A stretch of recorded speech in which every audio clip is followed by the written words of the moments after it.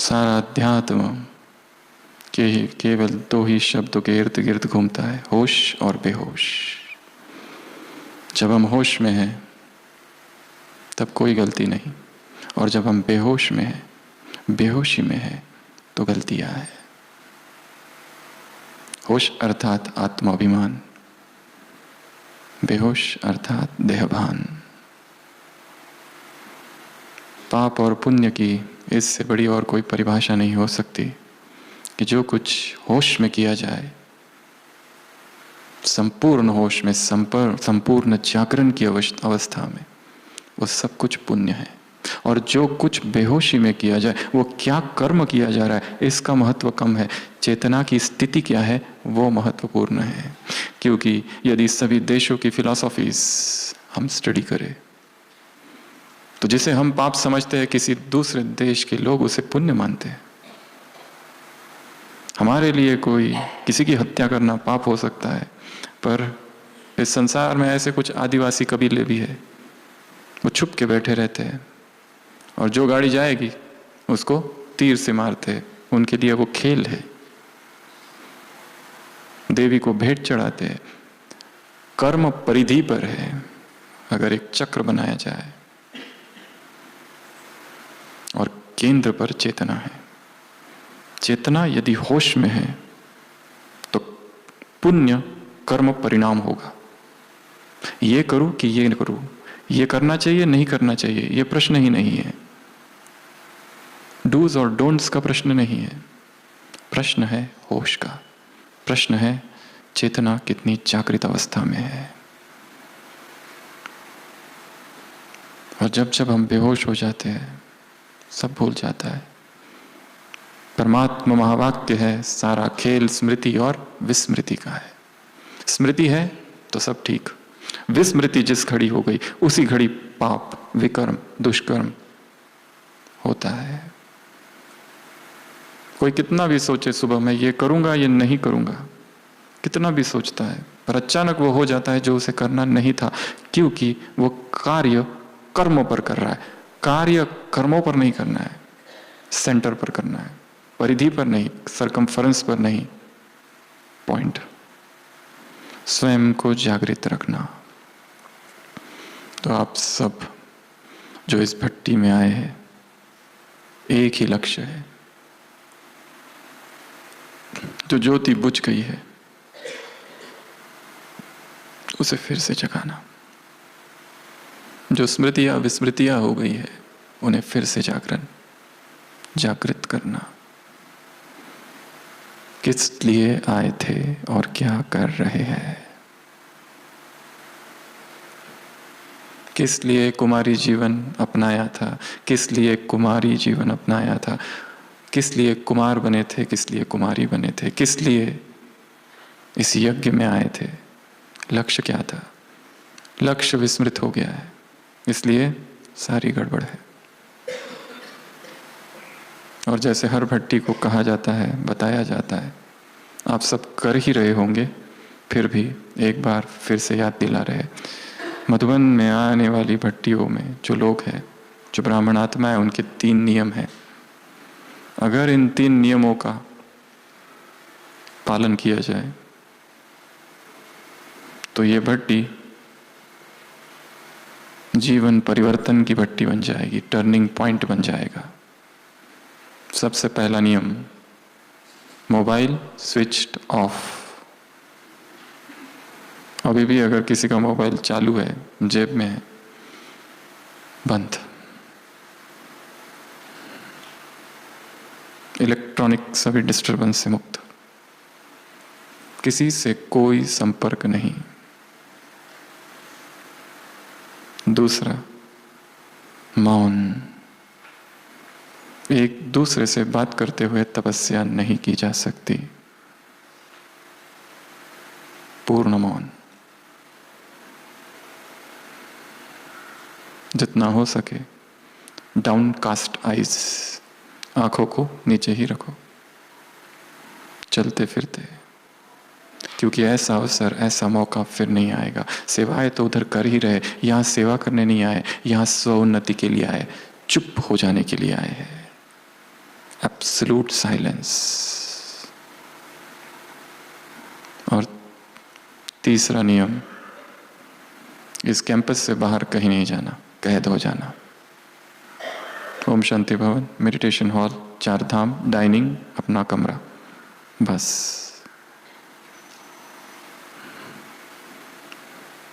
Cut off हो जाना है, डिस्कनेक्ट टू रिकनेक्ट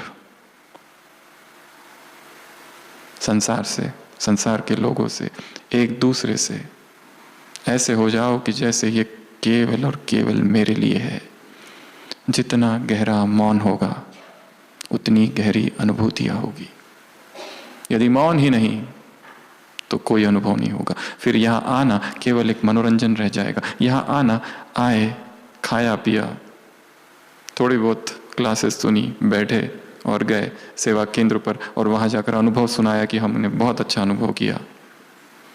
ये कुछ समय चलेगा, 10-15 दिन, उसके बाद सेम जैसे थे। ये भट्टी का लक्ष्य है बड़ा गहरा ऑपरेशन करना है। इतना कुछ भरा है आत्मा में, हमें ही नहीं पता क्या क्या है। आवाज में अंदर नहीं पहुंचा जा सकता, इसलिए जिन्होंने किया नहीं होगा वो आपसे करना चालू करें। और जैसा हर भट्टी में हम बताते हैं, आपकी वास्तविक भट्टी तो वहां जाने के बाद चालू होगी। ये केवल तैयारी है। 3 दिन 4 दिन। वापस कब पहुंचेंगे? अपने घर कब पहुंच रहे हैं? लौकिक घर, सेवा केंद्र 27 26 को पहुंचेंगे, तो 27 तारीख से भट्टी चालू होगी। 21 डेज, ठीक है। और 27 बड़ा अच्छा दिन है।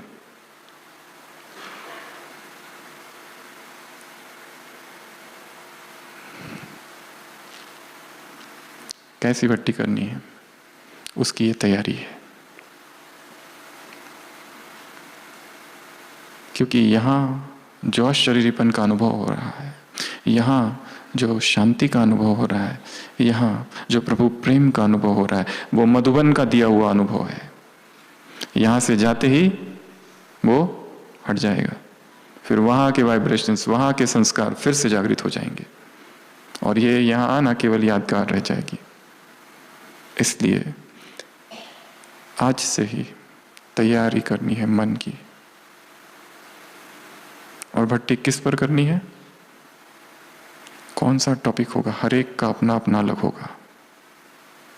ये सार्वजनिक भट्टी है। यहां से जाने के बाद 27 तारीख से आपकी जो भट्टी चालू होगी, जहां आप रहते हो, चाहे सेवा केंद्र, घर या और कोई स्थान, वो व्यक्तिगत होगी। यहाँ पर स्पीकर्स अलग अलग है, वहां पर स्पीकर्स आप स्वयं होंगे। ये प्रत्यक्ष है, प्रकट है, वो गुप्त होगी। इसके अलग अलग टॉपिक्स है, उसके भी अलग अलग टॉपिक्स होंगे, पर वो टॉपिक आपको खुद डिसाइड करना है। या फिर मधुबन में आए हैं तो मधुबन में अमृत वेला वो टॉपिक दिए जाएंगे। किसी का अमृत वेला नहीं हो रहा है कई समय से, उसके लिए 21 दिन केवल अमृत वेले पर भट्टी करो। अमृत वेले की किताब है, दिन रात वो किताब पढ़ो जब तक वो पूरी याद ना हो जाए। किसी का ब्रह्मचर्य निरंतर डोलते रहता है, आज स्थिर है कर अस्थिर, वो केवल ब्रह्मचर्य पर भट्टी करेंगे 21 दिन। कहते हैं आदत बनने के लिए 21 दिन चाहिए, जीवन बनने के लिए 90 दिन चाहिए। It takes 30 days to form habit and 90 days to form lifestyle. तो 21 दिन का व्रत लेके जाना है। किसी के संबंधों में कड़वाहट है, द्वंद्व चल रहा है, शीत युद्ध चल रहा है, कोल्ड वॉर, आपस में ही, उनको उस संबंध को ठीक करने के लिए भट्टी करनी है। और ये भट्टी अत्यंत गुप्त होगी। किसी की भोजन में आ सकती है, वो भोजन पर भट्टी करेंगे। किसी की दिनचर्या सेट अब तक नहीं हो पाई है, वो दिनचर्या पर भट्टी करेंगे। किसी के office, job, career, business centre पर जब तक है तब तक ठीक है, घर पर ठीक है। जैसे ही उस क्षेत्र में प्रवेश करते हैं हलचल चालू हो जाती है। क्यों होती है वो हलचल, उस पर गहन चिंतन की आवश्यकता है। इसलिए ये समझो कि यहाँ आना ये तो केवल एक पूर्व तैयारी है उस भट्टी की जो यहाँ से जाने के बाद करनी है। और वो जो टॉपिक्स होंगे वो मौन में प्राप्त होंगे। टाइम सुबह 2 से 5 के बीच।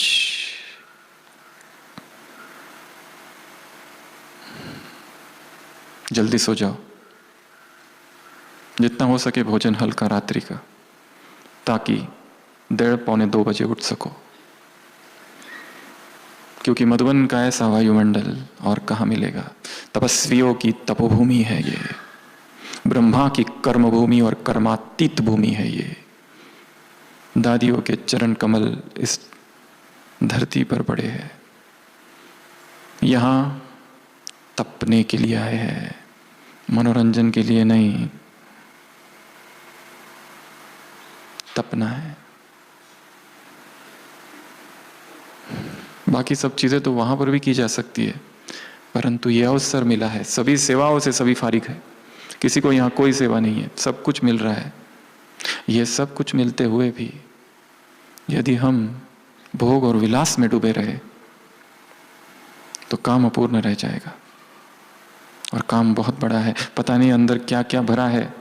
ऊपर ऊपर से तो सफाई हो रही है विकारों की, पर विकार सबकॉन्शियस माइंड में है, जिसकी हमें कोई खबर नहीं है। इतनी गहरी ईर्ष्या बैठी है, कोई घृणा है किसी आत्मा के प्रति। ऊपर से तो हमारे नारे हैं हम विश्व कल्याणकारी है, परंतु जैसे ही कोई एक आत्मा सामने आ जाती है, अचानक मन में हलचल होती है। अचानक किसी ने 10 साल 20 साल पहले अपमान किया था,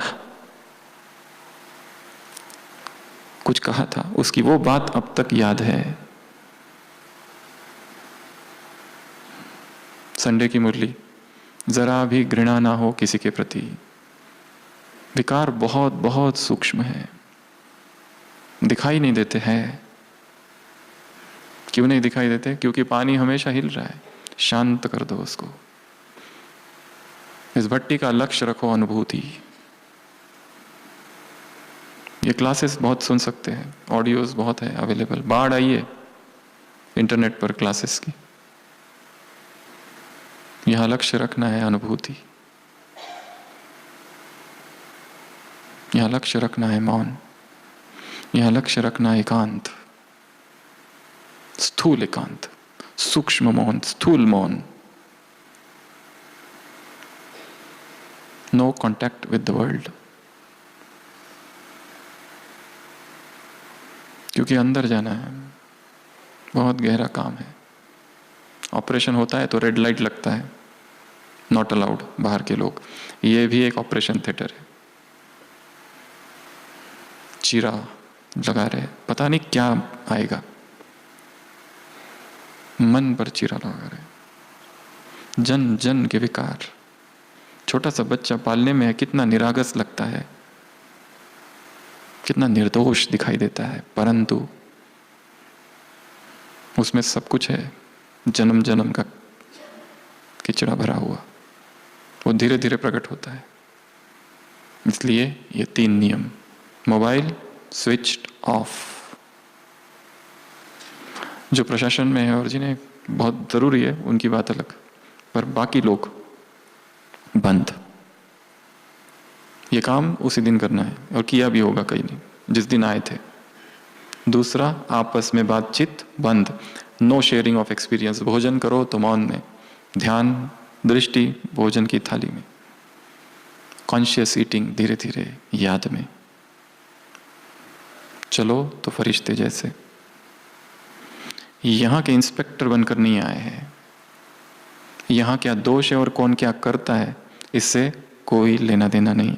जो करने आए हो वही करके जाना है। Mind your own business.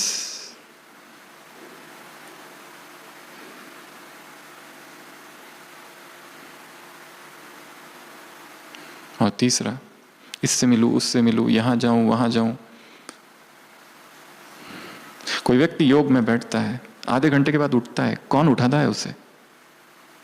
अंदर की बेचैनी। उसे और कोई नहीं उठाता, ना भूख उठाती है, ना उसे कोई सेवा है। अंदर चित्त बेचैनी से भरा हुआ है। अभी भी यहां बैठे हैं पर अंदर बेचैनी है, जल्दी ये पूरा हो जाए और जाए यहां से। और जहां जाए वहां जाने के बाद वो पूरा हो जाए और फिर आगे आगे जाए। रेस्टलेसनेस। इसलिए कहा लिखा बहुत, सुना बहुत। यहां केवल लिखने सुनने के लिए नहीं आए, अनुभूति। यहां अभी अभी बैठे बैठे ही चित्त को शांत कर दो। जो क्लासेस यहां सुन रहे हैं,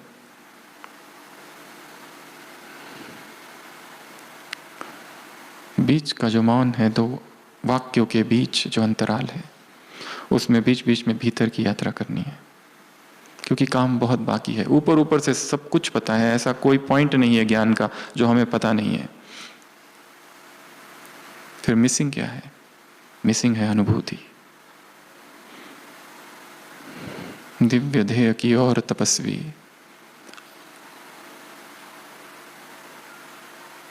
अविचल बढ़ता चल, गीत है।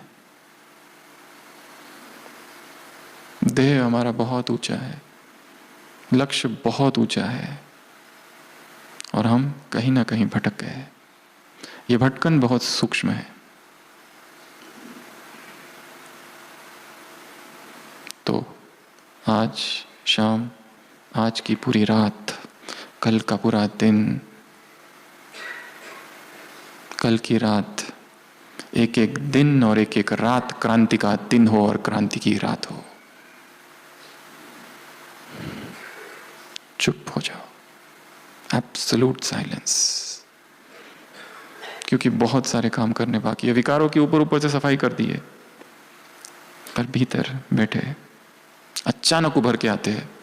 10 साल सब कुछ ठीक चल रहा है, अचानक काम का संकल्प कहां से आ गया? था इसीलिए आया। हम कहते ये तो था ही नहीं, आया कहां से पता नहीं। अचानक ये बेचैनी कैसे हुई? कोई कुआं है, उसमें बकेट डालो, उसमें अगर पानी है ही नहीं तो कुछ नहीं आएगा। पानी आया मतलब पानी था, और हम 10 साल से समझ रहे थे कुछ भी नहीं है उसमें।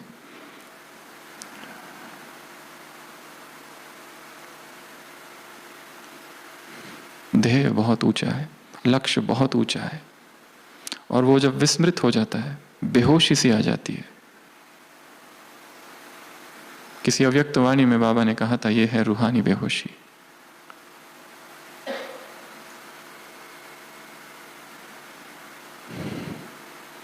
और ये मार्ग बड़ा ही कठिन मार्ग है। हम कहते हैं सहज राजयोग, सहज तो है परंतु कठिन भी है, क्योंकि संसार ही विकारी है, वायुमंडल ही विकारी है।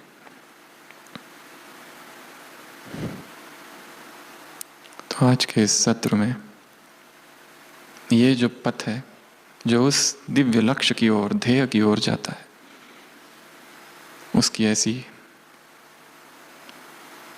8 उस प्रिंसिपल्स कहो या 8 सूत्र कहो, 8 सूत्र जो हमें अपने अंदर लेने हैं और इस पथ पर आगे बढ़ना है, और 8 प्रकार की बाधा है। वो कौन सी?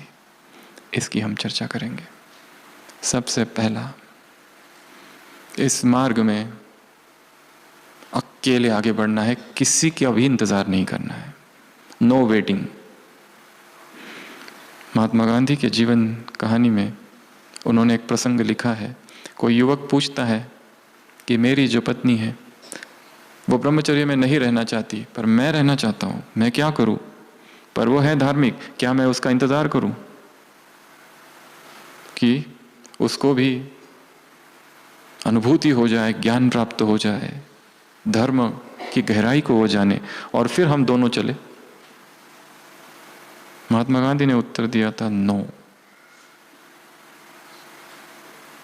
नो वेटिंग, आगे निकल जाओ। किसी का इंतजार नहीं करना है, ना साथी का, ना सीनियर, ना जूनियर। ये यात्रा आंतरिक यात्रा है, बड़ी गहरी यात्रा है। कोई करे ना करे इससे हमें कोई लेना देना नहीं, कोई क्या करता है उससे कोई मतलब नहीं। ध्येय को देखते रहना है, याद दिलाते रहना है खुद को। वहां कितनी मुरलियों में आता है, लक्ष्मी नारायण के चित्र के सामने जाके बैठ जाओ, वास्तव में जाके बैठना है कि मुझे ऐसा बनना है, दादी जानकी ने कभी बाबा से पूछा था, बाबा बुद्धि कितने प्रकार की होती है, इंटेलेक्ट्स। और चर्चा के दरमियान प्रश्न आया कि सतोगुणी सतोप्रधान बुद्धि किसे कहा जाता है। तो बाबा ने कहा था इसका उत्तर मैं आपको प्रैक्टिकल में बताऊंगा कुछ दिनों के बाद। और कुछ दिनों के बाद दादी ऐसे ही, दादी तो भूल चुकी है, बाबा के पास पहुंचती है और कहती है, एक भाई जो है बाबा वो बार बार गलती करता है। एक भाई है, उससे कुछ ना कुछ गलतियां होती रहती है, उसको कई बार समझाया पर वो सुधरता ही नहीं। बाबा ने कहा बस यही है सतो प्रधान बुद्धि, अर्थात जो ना दूसरों के दोष देखे ना ही उनका वर्णन करे। हम कितना भी वर्णन करें, कितना भी शुभ भावनाओं से वर्णन करें, परंतु फिर भी हमारे मुख से निगेटिव ही निकल रहा है। हाँ, वो दूसरी बात है, यदि हम कोई निमित्त है वो अलग, परंतु अन्यथा ये व्यर्थ चर्चा की ओर हमें ले जाएगा। उसके प्रति करुणा, रहम, ये करुणा की बड़ी ऊंची अवस्था है। अनंत करुणा, अनंत मुदिता, अनंत उपेक्षा, अनंत मैत्री, इन चार चीजों को बौद्धिज्म में ब्रह्म विहार कहा जाता है। बौद्ध धर्म भगवान को नहीं मानता, बौद्ध धर्म आत्मा को नहीं मानता, परंतु ब्रह्मा को मानता है। The highest human being Brahma को माना गया है बौद्ध धर्म में, और ब्रह्म विहार कहा गया है।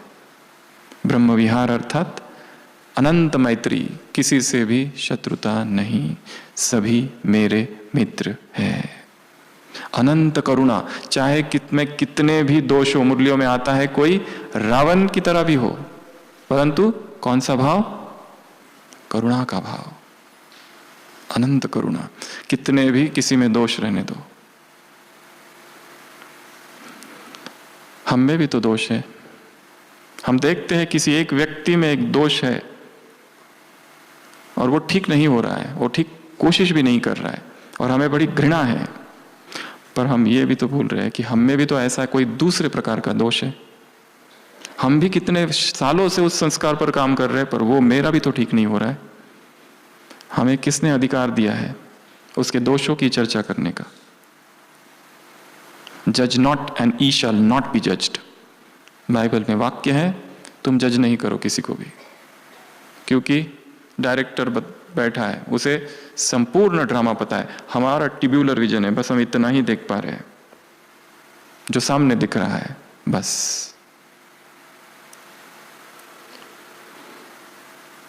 तो बाबा दादी से कहते हैं बस शुभ भाव रखो, चर्चा नहीं करो उसकी, छोड़ दो। तो इस मार्ग में सबसे पहला नियम, किसी के लिए भी वेट नहीं करना है, किसी का भी इंतजार नहीं करना है, आगे बढ़ते चलो। अकेले हो जाने की यात्रा है ये यात्रा है अकेले की तरफ, flight of the alone to the alone. हम सोचे कि ये भी मेरा साथी बन जाए पुरुषार्थ में, वो भी बन जाए, मैं उसके लिए वेट करूं, इसके लिए वेट करूं, आप निकल पड़ो, सब पीछे पीछे आ जाएंगे जिसको आना है। दूसरा नियम, उस दिव्य देह तक पहुंचने के लिए नो बेगिंग, भीख मांगना नहीं है। और क्या मांगते हैं हम? स्थूल वस्तुएं नहीं मांगेंगे। हर आत्मा को प्यास है प्रेम की, प्रेम मांगते हैं, सहानुभूति मांगते हैं, मुझे प्रेम करे। हॉस्पिटल में हम देखते हैं कई बार पेशेंट दुखी इसलिए है कि मैं कभी बीमार ही नहीं पड़ता, बाकी सब लोग बीमार पड़ते हैं, हमारी तरफ कोई ध्यान नहीं देता। हम भी बीमार पड़े, हमें भी कुछ हो जाए, और जब बीमार पड़ते तो हमें भी दूसरे लोग देखने आए, कभी कुछ होता ही नहीं, इसलिए आते रहते। हमें भी सलाइन लगे, सलाइन को देखकर छाती ऐसी गर्व से भर जाती है कि हम भी कुछ कम बीमार नहीं है। मनुष्य की एक तरफ इच्छा है कि मैं स्वस्थ हो जाऊं, पर दूसरी तरफ दूसरी भी इच्छा है, प्रेम की प्यास है, एप्रिसिएशन की प्यास है, केयर करे मेरी, कोई अटेंशन दे मेरी तरफ, पूछे तुम कैसे हो। और जब कोई पूछता है तो अभी कल से थोड़ा ठीक है, ये बताने में इतना आनंद आता है। दर्द कैसा है? थोड़ा कम है। गहरे ते गहरी प्यास है, प्रेम की प्यास, अटेंशन की प्यास, केयर की प्यास, सिंपैथी की प्यास, कोऑपरेशन की प्यास। सब मुझे सहयोग दे, मैंने उनको सहयोग दिया था, वो मुझे सहयोग दे, और जब वो नहीं देते तो दुख और पीड़ा होती है। एप्रिसिएशन, मेरी स्तुति करे, हमने अच्छी सेवा की, तुमने सेवा की, ऊपर अपने आप जमा हो गया है। किसी और के एप्रिसिएशन और एक्नॉलेजमेंट की आवश्यकता नहीं है। जिसको देखना था उसने देख लिया। नो एप्रिसिएशन, स्तुति, हॉस्पिटैलिटी। हम कहीं जाए तो हमारा क्या हो? स्वागत हो, सत्कार हो, और किसी ने हमको पूछा नहीं तो दुखी हो जाते हैं, सूक्ष्म में दुखी हो जाते हैं। वस्तुएं, वस्तु महत्वपूर्ण नहीं है। वस्तु से अधिक महत्वपूर्ण व्यक्ति है, और व्यक्ति से अधिक महत्वपूर्ण स्थिति है। स्थिति की कीमत है 1 करोड़, व्यक्ति की 1 लाख, सेवा 1000 और वस्तु 100। सेवा नहीं हुई तो चलेगा, पर व्यक्ति टूट कर ना चले जाए, वो वापस नहीं आएगा। किसी भाई से, किसी माता से, किसी कुमार से कोई गलती हो गई और हमने उसे इतना डांटा, छोड़ के चला गया, व्यक्ति चला गया। पैसे वापस आ जाएंगे, वस्तुएं वापस आएगी, वो माता, वो कुमार, वो भाई, वो बहन वापस नहीं आएगी। रिलेशनशिप वस्तुओं से अधिक महत्वपूर्ण है, सेवा से भी अधिक महत्वपूर्ण है।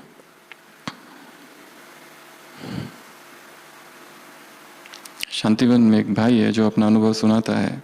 बहुत नया नया आया जब शांतिवन बना ही था सेवा के लिए, सबने सुना भी होगा। और किचन में सेवा थी, वो चीनी का बनाते चाशनी, बहुत बड़े पतीले में वो रखा हुआ था। वो सुबह सुबह 3:30 बजे गया, उसको लगा पानी है और उसने उड़ेल दिया। और जब सबको पता चला कितना बड़ा नुकसान कर दिया इसने, ये नया नया आया है, अभी अभी आया है, और वो खबर फैलते फैलते फैलते फैलते दादी तक पहुंच गई। और वो इतना डर गया, उसने अपना पैकिंग करके रखा, अब चला जाऊंगा, मेरे वजह से इतना बड़ा नुकसान हो गया। और फिर 9 साढ़े 9 बजे खबर आई कि दादी ने बुलाया है। तब तो एकदम फाइनल हो गया अब कि अब जाना है। डरते डरते गया कॉटेज में, दादी ने, बड़ी दादी थे, बिठाया। दादी ने कहा बैठो बैठो। तो दादी ने कहा नाश्ता किया है? तो उसने कहा हाँ किया है। दादी ने कहा टोली खाओगे? उसने कहा सब ठीक चल रहा है? उसने कहा ठीक। दादी ने कहा ठीक है जाओ। नथिंग, कुछ भी नहीं, ना कोई वर्णन, ना कोई प्रश्न, ना कोई डिस्कशन, कुछ भी नहीं। वो कहता है अगर मुझे उस दिन दादी ने डांट दिया होता तो मैं चला गया होता, मैं नहीं गया, रुक गया। अनंत करुणा, अनंत प्रेम, सब हमारे हैं, अपने हैं। इसके लिए वस्तु वो से व्यक्ति महत्वपूर्ण है। नुकसान हो गया चलेगा, कोई जानबूझकर तो नहीं करता है, पर relationships are more important than service. और रिलेशनशिप से भी ऊपर है स्थिति। स्थिति टॉप मोस्ट प्रायोरिटी है। सेवा कर रहे हैं परंतु स्थिति ही डिस्टर्ब्ड है तो क्या करेंगे? बाबा ने तो मुरलियों में कहा है उसको छोड़ दो ऐसी सेवा। तो दूसरा प्रिंसिपल, नियम है नो बेगिंग। किसी से हमें कुछ मांगना नहीं है, रादर ये सोचे कि मुझे ये देना है। केयर मांगनी नहीं है, केयर करनी है। प्रेम मांगना नहीं है, प्रेम देना है। प्रेम मांगने से मिलता है क्या? मुझे प्रेम करो, कोई करेगा?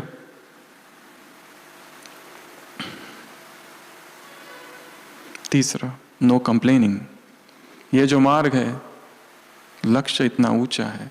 यदि हमारा सारा जीवन कंप्लेंट में जाता रहे, कंप्लेंट में एक निगेटिव ऊर्जा है, और ग्रेटिट्यूड में, धन्यवाद में, अहोभाव में, कृतज्ञता में एक पॉजिटिव ऊर्जा है। जो मिला, जितना मिला, हम बहुत खुश हैं। अंग्रेजी में एक फिनोमिनन है साइकोलॉजी में, हिडोनिक ट्रेडमिल। उदाहरण, एक व्यक्ति गरीब है, वो सोचता है मुझे पैसे मिल जाए मैं अमीर बन जाऊं, मेरी सारे दुखों का कारण पैसों की कमी है। एक दिन लॉटरी लग जाती है, वो अमीर बन जाता है, खुशी आ जाती है। पर देखा गया कुछ समय के बाद खुशी का जो ग्राफ है वो धीरे धीरे उतना ही हो जाता जो पहले था। अभी पैसे है परंतु खुशी उतनी है जितनी पहले थी। संसार का कुछ भी मिल जाए, थोड़े समय तक उससे खुशी मिलती है, कुछ समय के बाद उसके रहते हुए भी स्थिति वैसी ही हो जाती है जो पहले थी। हिडोनिक ट्रेडमिल फिनोमिनन। संसार की कोई भी वस्तु आत्मा को तृप्त नहीं कर सकती। आत्मा अनंत है, अनंत की प्यास अनंत ही मिटाएगा। बाहर का सब कुछ मिल गया, इतना नाम, इतनी प्रशंसा, पद, पोजीशन, पोस्ट, चाहे अध्यात्म में या लौकिक में, बाहर का कुछ भी मिल जाए, आत्मा बेचैन ही रहेगी, क्योंकि आत्मा अनंत है। Infinite can not be satisfied by anything which is finite.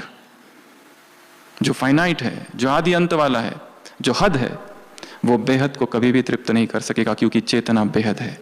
उसकी प्यास तो बस वही मिटा सकता है। इसलिए कहा, इस भट्टी में लक्ष्य रखना है, आत्मा को प्रभु प्रेम से भर दो। इतना भर दो, इतना भर दो कि देहधारियों में जो आसक्ति है, मोह है, वो सब टूट टूट कर गिर जाए। ओम शांति भवन के सामने पेड़ है, सुबह देखा कैसे सूखे पत्ते गिरे रहते हैं, वैसी वासनाएं टूट कर गिर जाए, हमें निकालनी ना पड़े, हटानी ना पड़े, अपने आप गिर जाए, व्यर्थ हो जाए इच्छाएं। Desire for fame is the greatest enemy in spirituality. Swami Vivekananda ने कभी कहा था कि नाम की इच्छा अध्यात्म में सबसे बड़ा शत्रु है। मेरा नाम हो जाए, लोग मुझे जाने, यह इच्छा ही योगी के पतन का कारण है। तो तीसरा, नो कंप्लेनिंग। जो है, जो मिला, इसमें तृप्त हूं। सोचते हैं यहां से कहीं और चला जाऊं तो वहां अच्छा होगा। यहां एक रावण है, वहां 10 रावण बैठे हुए हैं। यहां जो है कम से कम वो परिचित तो है, उसको जान तो लिया है इतने सालों से। वहां 10 नए रावण है, अपरिचित। इसके लिए इच्छा कि स्थान बदल जाए, ये व्यक्ति बदल जाए, बाबा इसकी ट्रांसफर करो। ना स्थान बदलेगा, ना व्यक्ति बदलेगा, ना परिस्थिति बदलेगी, तुम्हें ही बदलना पड़ेगा। इन्वर्टेड कॉमा अव्यक्त महावाक्य है बाबा की। ना स्थान बदलेगा, ना व्यक्ति बदलेगा, ना परिस्थिति बदलेगी, तुमको बदलना है। तुम बदल जाओ, ये अपने आप बदलेगा। नहीं तो दुखी होते रहोगे। स्थान की वजह से दुख है, मुझे इस स्थान पर नहीं रहना है, ऑफिस में ये ऑफिस ठीक नहीं है, ये केंद्र ठीक नहीं है, ये घर ठीक नहीं, ये लोग ठीक नहीं, ये परिस्थितियां मुझे ही क्यों आती है, बाकी सब लोग बहुत खुश दिखते हैं, मेरे साथ ही क्यों, व्हाई मी।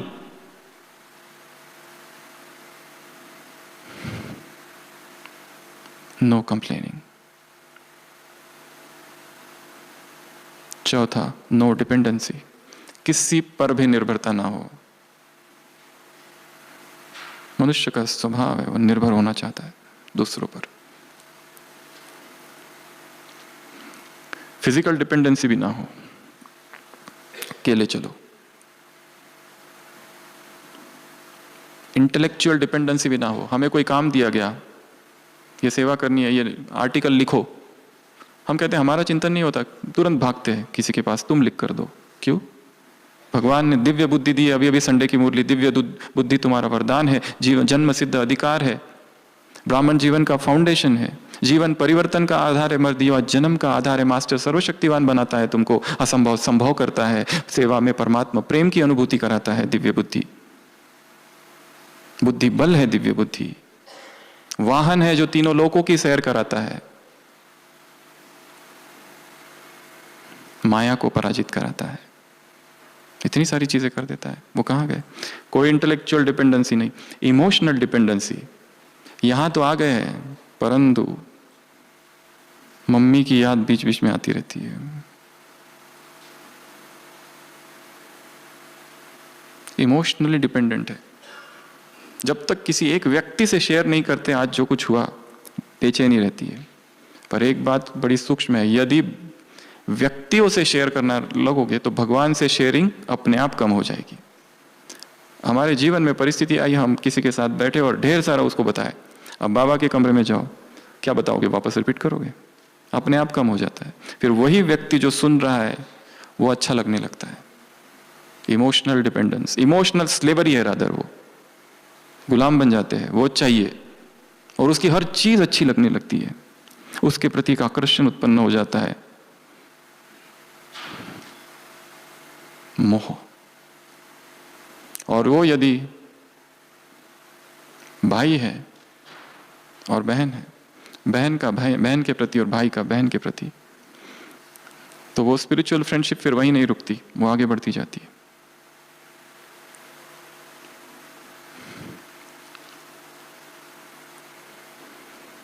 इतिहास में एक वृत्तांत है, चंद्रगुप्त, उसे प्रेम हो गया धनानंद की बेटी से, दुर्धरा। चाणक्य से कहता है क्या स्त्री से प्रेम करना पाप है? चाणक्य कहता है ना, बिल्कुल नहीं। जो पदाति सैनिक है उसके लिए वो ठीक है, जो किसान है उसके लिए ठीक है, पर जिसे अखंड भारत का सम्राट बनना है उसके लिए वर्जित है, पाप है वो। जिसका लक्ष्य इतना ऊंचा है उसके लिए शरीर का आकर्षण सबसे बड़ा शत्रु है, उसके लिए कामुकता पाप है। जिसे इतने बड़े सम्राट बनना है विश्व का, उसके लिए ये सब नहीं है। कांटों की शैया पर हमारा जीवन, संसार के ये सारे तुच्छ सुख हमारे लिए नहीं है। हमारा तो लक्ष्य इतना ऊंचा है, संसार के लोग करे करने दो, उनके लिए ठीक है, हमारे लिए नहीं। बाप बच्चों से भीख मांगते हैं, पवित्र बनो। भगवान भीख मांगता है और फिर भी यह पवित्रता, ये विकार, ये वासनाएं, ये तृष्णाएं, जो जो हमारे मार्ग में आ रहा है उसको हटा दो। वो व्यक्ति हो, इलेक्ट्रॉनिक्स हो, कुछ भी हो, फिर वस्तु हो।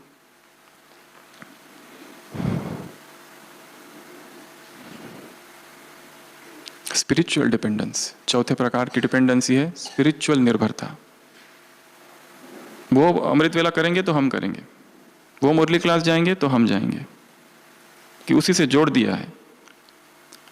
कहते हैं ना, वो हम साथ में योग करते तो बाबा से अच्छा योग लगता है। योग उससे लगा रहे या बाबा को लगा रहे?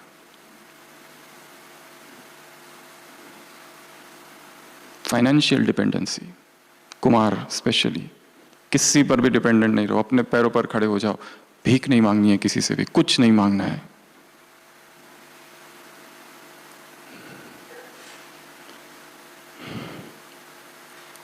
तो नो डिपेंडेंसी। उसके बाद में अगला पांचवा, नो एक्सपेक्टेशन। किसी से भी कोई एक्सपेक्टेशन नहीं करो, क्योंकि हर आत्मा, किसी मुरली में था, हर आत्मा अपने ही दुख दर्द में इतनी डूबी हुई है। कहाँ तुम्हारी एक्सपेक्टेशन? सभी दुखों का यदि कोई कारण है वो अपेक्षा है। हमारी अपेक्षा होती है, हम बीमार थे, वो बीमार था तो हम देखने गए, अब हम बीमार है, हमारी इच्छा होती है कि वो हमें देखने आए और वो नहीं आता है, तो क्या होता है फिर? दुख।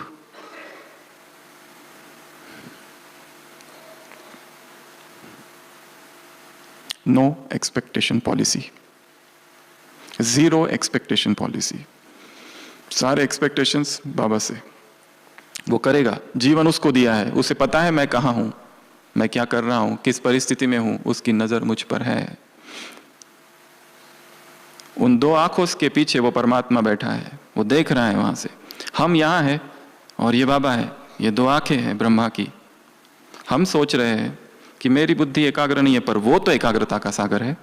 मैं सोचता हूं कि मैं अब पवित्र नहीं हूं, परंतु वो तो प्यूरिटी का सागर है, उसकी अविरल धाराएं बह रही है।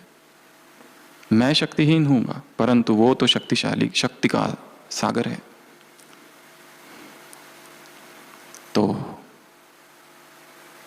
किसी से क्या एक्सपेक्ट करें? और मनुष्य कुछ कर भी दे हमारे लिए तो क्या हम खुश होंगे? कभी नहीं हो सकते।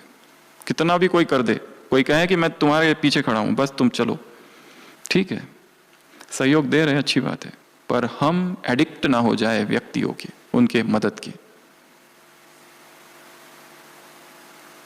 अगला, थकना नहीं है इस मार्ग में। बस ये जो मार्ग है इसमें थकावट होती है, और थकावट एक बेहोशी की निशानी है।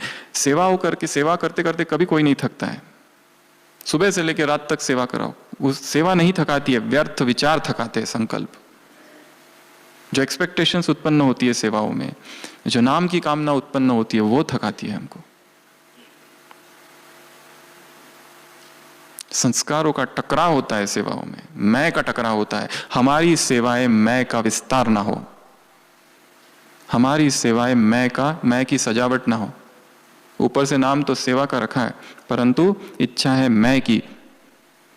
व्याकरण में गलती है, संज्ञा ही गलत है। मैं कुछ कर रहा हूं, प्रश्न है, क्या वास्तव में हम कुछ कर रहे हैं? संगम युग पर जो कुछ हो रहा है परमात्मा शक्तियों के द्वारा हो रहा है। हमें उसने निमित्त बनाया, ये भाग्य है बस। वो चाहे तो किसी और को बना सकता था। मोहम्मद रफी के लिए कहते हैं, वो कहते थे, मेरी कोई भी बड़ाई नहीं है, ये आवाज उस खुदा ने इस हलक में भरी है, ये उसकी बड़ाई है, मेरी नहीं है। किसी और में भी डाल सकता था वो ये आवाज। विदेश की एक बहन उस दिन बता रहे थे कि हम सब नल है, बाबा वो टंकी है, उसका पानी इस नल से आ रहा है, तो महानता नल की नहीं है, उस टंकी की है। उस टंकी ने इस नल को चुना है, वो चाहता तो किसी और नल को भी चुन सकता था, इसलिए हमारी कौन सी महानता। ये तो भाग्य है कि हमें अवसर मिला है अपना भाग्य बनाने के लिए। वो चाहे तो किसी की भी बुद्धि को टच करा सकता है, कुछ भी कर सकता है, उसने हमें चुना है। We are God selected, God elected, God chosen souls. उसने सिलेक्ट किया है, उसने इलेक्ट किया है, उसने चूज किया है संसार की इस भीड़ से हमको। ये हमारा भाग्य है, और हम कहे कि ये मैं कर रहा हूं।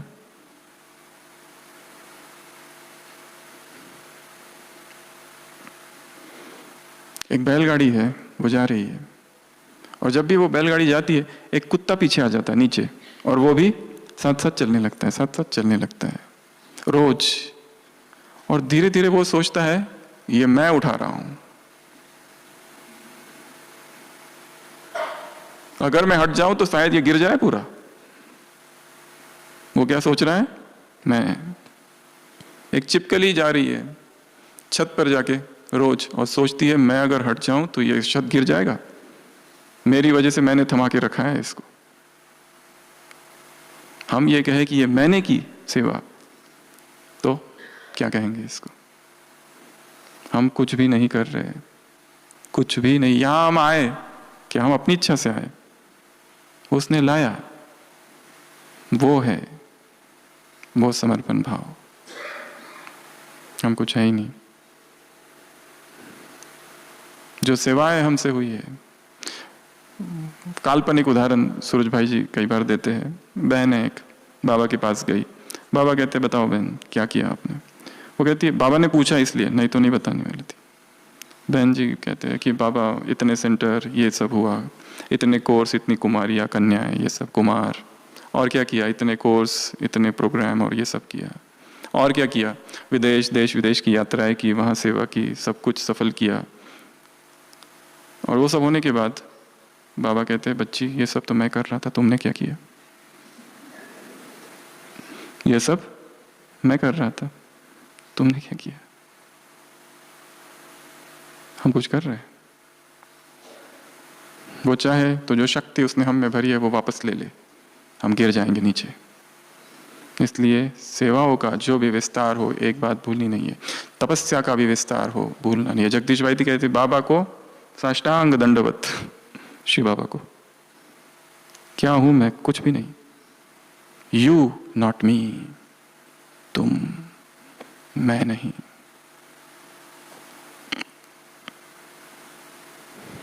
थकना नहीं है। गिरोगे फिर खड़े हो जाओ, जितनी बार गिरोगे फिर खड़े हो जाओ।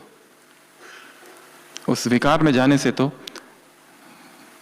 छोड़ने से ये अच्छा है, फिर से खड़े हो। कम से कम वो विष तो नहीं पी रहे। अमृत नहीं मिल रहा है मतलब विष पिए? माना अमृत बहुत महंगा है, मिलता नहीं है अतीन्द्रिय सुख इतना जल्दी, तो इसका मतलब क्या जाके विष पिए? नो। फिर उठो। Our greatest glory lies not in never failing or falling, but in rising every time you fall. कभी हार हो ही ना, ऐसा हो नहीं सकता। हारोगे पर फिर खड़े हो जाओ। पराजय होगी, फिर खड़े हो जाओ। कांटे रोंदूंगा, अपनी राह बनाऊंगा, तुम फूलों भरी डगर की बातें किया करो। मैं गोताखोर, मुझे गहरे जाना होगा, तुम तट पर बैठ भंवर की बातें किया करो। मुझे गहरे जाना है, चाहे कुछ भी हो जाए। अतीन्द्रिय सुख कुछ दिन पहले मुरलियों में आया था ना, लास्ट संडे। जबरदस्ती बैठो, नियम को फॉलो करते रहो, तोड़ो नहीं, बस छूट नहीं जाओ कि मेरे से होता नहीं है। क्योंकि कई आत्माओं ने पुरुषार्थ का मार्ग छोड़ दिया है। जिसको बाप समान बनना है बने, हम देखेंगे बाद में। एक भाई कहता था हंसी में, मुझे ये सब नहीं करना है, ये पुरुषार्थ वगैरह, मैंने अपना पद फिक्स कर लिया। जैसे लक्ष्मी नारायण उधर से आएंगे तो मैं कहूंगा सुनो सुनो सुनो, लक्ष्मी नारायण आ रहे हैं, वो गए, शांति से बैठो। ये क्या करना है पद वगैरह, ये ठीक है। Not failure but low aim is crime. पराजय नहीं, परंतु छोटा लक्ष्य रखना यह अपराध है। लक्ष्य कैसा हो? बहुत ऊंचा, बहुत महान। अभी कुछ भी नहीं हो रहा है, फिर भी ऊंचा लक्ष्य रखना, बहुत ऊंचा लक्ष्य रखना। हमें याद है, हम हमेशा बताते हैं, हम जिस मेडिकल कॉलेज में थे वहां पे जो हमारा फर्स्ट डे था एमबीबीएस कॉलेज का, और उसी दिन उस कॉलेज के जो डीन थे उनका अंतिम दिन था, उनका फेयरवेल स्पीच था, डॉक्टर आईचीत। वो कहने लगे, जब मैं इस मेडिकल कॉलेज में आया था 1960s में एज अ स्टूडेंट, रैगिंग का डर और वो सब के साथ मैं इस कैंपस में प्रवेश किया था, और जैसे ही कैंपस में प्रवेश किया मैंने संकल्प कर लिया कि इस एक दिन इसी कॉलेज का मैं डीन बनूंगा। अभी फर्स्ट डे है कॉलेज का, डर है, इतना बड़ा कैंपस, इतना बड़ा मेडिकल कॉलेज, एक दिन। और उन्होंने कहा कि मैं इस स्वप्न को रोज देखता रहा। जैसे वो स्वप्न मेरे सामने चित्र के रूप में आता था, मैं उसमें रंग भरता था, कलराइजेशन, पिक्चराइजेशन, विजुअलाइजेशन, और धीरे धीरे एक दिन बन गया। लक्ष्य को देखते रहना है, अपने आप बन जाएंगे जो। उसी तरह जॉर्ज वॉशिंगटन, छोटा सा बच्चा है वो, पैसे नहीं है उसके पास स्कूल में जाने के लिए। उसका काम क्या है? स्कूल में 2 क्लासेस के बीच में घंटी बजाता था, पर मन ही मन रिपीट करता था, I George Washington would become president of America one day. मैं जॉर्ज वॉशिंगटन एक दिन अमेरिका प्रेसिडेंट बनूंगा। वो पढ़ाई भी नहीं की है उसने, बस एक लक्ष्य रखा और रोज उस लक्ष्य को देखते रहो और उसमें रंग भरते रहो। लाइव देखो उसको, जैसे अग्नि के शब्दों में आकाश में लिखा है, वो मैं वो हूं। And he became the greatest president of America. वो छोटा सा बच्चा, इतना गरीब, पैसे नहीं है जिसके पास, वो बन गया। कैसे? ऊंचा लक्ष्य, not failure, low aim is crime. तो थकना नहीं है। उसके बाद में इस मार्ग में नो ब्लेम गेम। तुम्हें जो मिल रहा है हमारे अपने कर्मों के अनुसार मिल रहा है। इसकी वजह से ऐसा हुआ, उसकी वजह से वैसा हुआ, किसी के वजह से कुछ भी नहीं हो रहा। हमारे साथ जो कुछ हुआ, जो कुछ अब तक हुआ, हमारे मन में एक कहीं ना कहीं है कि इसने ऐसा किया इसलिए ऐसा हुआ, उसने वैसा किया इसलिए वैसा हुआ। किसी ने कुछ भी नहीं किया है, वही होना था और बहुत अच्छा हुआ। इसलिए पास्ट के प्रति दुखी नहीं। इस भट्टी का लक्ष्य रखो कि अब तक जो जीवन में हुआ है, अमृत वेला कल सुबह, पिछले 6 मास में जो कुछ हुआ उसको आंखों के सामने साक्षी होकर देखो। इन्वॉल्व नहीं होना है उसमें, दूर से देखना है बस। ये घटना, क्योंकि उसका अभी भी वो जो प्रभाव है अभी भी वो याद आती है, तो हम उसी स्थिति में पहुंच जाते हैं जो 5 मास पहले थी। रोज देखते रहेंगे उसको तो उसका प्रभाव कम होते जाएगा, चाहे वो कुछ भी हो। साक्षी की साधना, ब्लेम गेम नहीं। उनको जो करना था कर दिया, उनको दोष देकर क्या फायदा। और लास्ट 8वां, इस मार्ग में रुकना नहीं है, आगे बढ़ते जाना है। और विघ्न तो बहुत आएंगे, तो ऐसी 8 बातें हैं। और जो हमने कहा था कि विघ्न भी आएंगे, मार्ग में, कभी एक्सीडेंट होगा, कभी पैर फिसलेगा, कभी कुछ भी दिखाई नहीं देगा। बाबा कहते हैं मुरली में फागी, ये फागी युक्त मार्ग है। कभी कभी कुछ भी दिखाई नहीं देता है, कभी कभी गड्ढा है कहीं, कभी कोई गलती हो जाए, विकर्म हो जाए, माना जो कुछ भी अब तक हुआ ओके, गलतियां हुई, सब हुआ, अब नहीं। 21 जनवरी 1969 अव्यक्तवाणी, फर्स्ट अव्यक्तवाणी। समय पर ज्ञान, अब तक ज्ञान तुमने बहुत सुना, समय पर ज्ञान याद आ जाना ही तीव्र पुरुषार्थ है, यह है परिभाषा। और ज्ञान को इमर्ज रखने के लिए निरंतर चिंतन की धारा बहती रहे, मुरली, मंथन, मनन, मौन।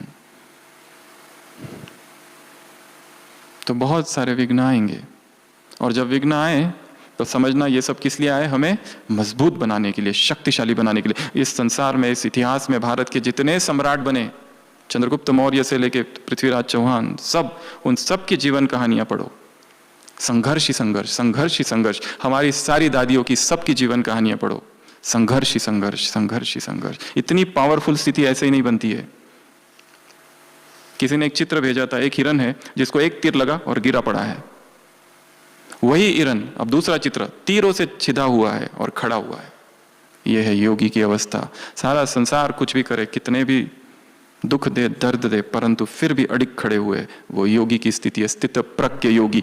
पवित्रता की सबसे बड़ी परिभाषा ब्रह्मचर्य नहीं है, इंद्रियों का नियम कर लिया, संयम कर लिया, वो भी पवित्रता नहीं है। पवित्रता अर्थात समता। इक्वानिमिटी इज प्यूरिटी, इक्वानिमिटी स्थिर है योगी। जो कुछ हो रहा है, हार जीत, जय पराजय, हानि लाभ, इन सब में स्थिर रहना। तो जीवन का लक्ष्य बहुत ऊंचा रखना है, ध्येय इतना, और उस ध्येय को रोज अमृत वेला देखते रहना कि मुझे ये बनना है और मैं उस ध्येय की तरफ चल रहा हूं, दिव्य ध्येय की ओर मुझे बढ़ना है। बाधाएं, परीक्षाएं, पेपर्स, विघ्न, परिस्थितियां, अपमान, डिसेप्शंस, चीटिंग, सब कुछ होगा, पर ये सब होते हुए मुझे आगे बढ़ते जाना है। तो इस भट्टी में जो हमने कहा, आपकी रियल भट्टी कब चालू होगी? 27 तारीख को 21 दिन की भट्टी करनी है। टॉपिक अपना आप, किसी से शेयर नहीं करना, एकदम गुप्त। जो मेरी सबसे बड़ी कमजोरी है उसको मुझे हराना है, उस पर काम करना है। और यहां जब तक है, एक एक रात और एक एक दिन क्रांति की रात और क्रांति का दिन हो जाए। इसलिए जितना हो सके मौन, भीतर स्थिर, और अपने आप से बातें। तो अभी हम कुछ समय शक्तिशाली योग की अवस्था में बैठेंगे।